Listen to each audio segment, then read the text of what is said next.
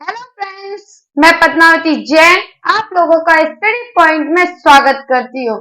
आज हम बात करने वाले हैं केंद्रीय बैंक एवं वाणिज्यिक बैंक में अंतर। जैसे कि दोस्तों आपको पता होगा कि बैंक तो कई तरह के होते हैं, वाणिज्यिक बैंक, व्यवसायिक बैंक, केंद्रीय बैंक, विशिष्ट बैंक, कई सारे सहकारी बैंक होते हैं। तो उसमें से आज हम बात करने वाले हैं वाणिज्यिक बैंक और केंद्रीय बैंक के मध्य क्या अंतर है उसके बारे में। तो दोस्तों जल्दी से आ जाइए, आज की क्लास शुरू करते हैं। Let's begin.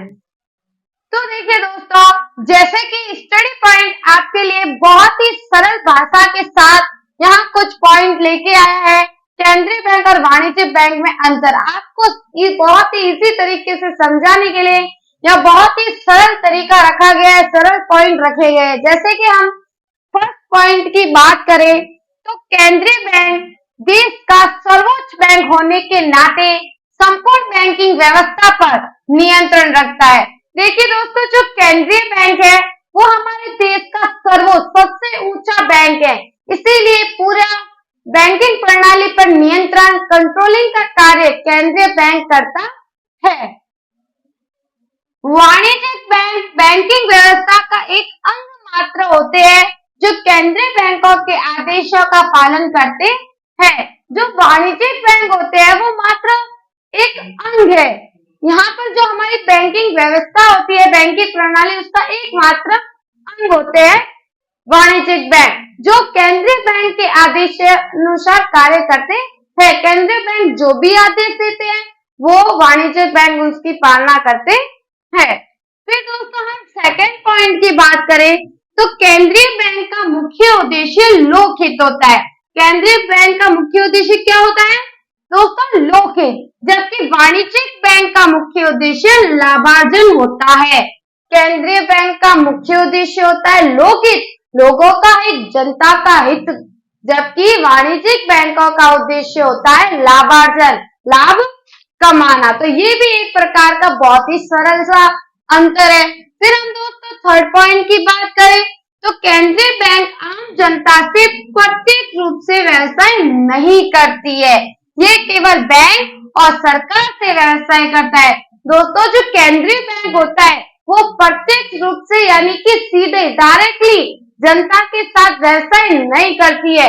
केंद्रीय बैंक जो है वो बैंक और सरकार के माध्यम से, अन्य बहुत सारी बैंक होती है उनके और सरकार के माध्यम से व्यवसाय करती है, जबकि वाणिज्यिक बैंक आम जनता से प्रत्यक्ष रूप से व्यवसाय करती है। जो वाणिज्यिक बैंक होते हैं वो जनता से डायरेक्टली प्रत्यक्ष रूप से व्यवसाय करती है, पर केंद्रीय बैंक आम जनता से प्रत्यक्ष रूप से व्यवसाय नहीं करता है। तो दोस्तों बहुत ही सरल है, आपको समझ में भी आ रहा है। फिर हम फोर्थ पॉइंट की बात करते हैं, पर उससे पहले अगर आप लोगों ने मेरा चैनल सब्सक्राइब नहीं किया है तो जाके प्लीज सब्सक्राइब कर दीजिए, और फिर आपको अच्छा लगा है तो लाइक शेयर कमेंट भी कर दीजिए, और आपको कोई भी डाउट हो तो प्लीज कमेंट बॉक्स में मेरे को लिखकर बताइए।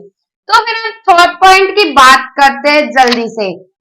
केंद्रीय बैंक के पास नोट जारी करने का एकाधिकार होता है। एकाधिकार मतलब मात्र केंद्रीय बैंक को ही अधिकार है नोट जारी करने का, जबकि वाणिज्यिक बैंक के पास ऐसा कोई अधिकार नहीं होते। देखिए एक ये सरल अंतर हो गया कि केंद्रीय बैंक है उनके पास नोट जारी करने का एकाधिकार होता है, अधिकार होता है, जबकि वाणिज्यिक बैंकों के पास ऐसा किसी प्रकार का कोई अधिकार नहीं होता है। फिर हम बात करते हैं फिफ्थ पॉइंट की।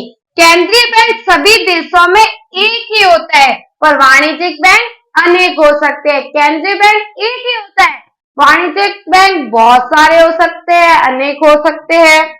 फिर हम लास्ट सिक्स पॉइंट की बात करते हैं। केंद्रीय बैंक सदैव एक सरकारी संस्था होती है, जबकि वाणिज्यिक बैंक एक सरकारी संस्था भी हो सकती है और गैर सरकारी भी हो सकती है। दोस्तों केंद्रीय सरकार जो है वो एक सरकारी, केंद्रीय बैंक जो है वो सरकारी संस्था ही होती है, फिक्स है। पर जो वाणिज्यिक बैंक होते हैं वो दोस्तों सरकारी संस्था भी हो सकती है और गैर सरकारी संस्था भी हो सकती है। तो दोस्तों आपको पढ़ के मजा आया, बहुत ही सरल है, ये कुछ पॉइंट्स के रूप में बताए थे। ऐसे ही जुड़े रहिए स्टडी पॉइंट के साथ और नए नए तरीकों के साथ बड़े ही सरल तरीके से आगे पढ़ते रहिए। Thank you.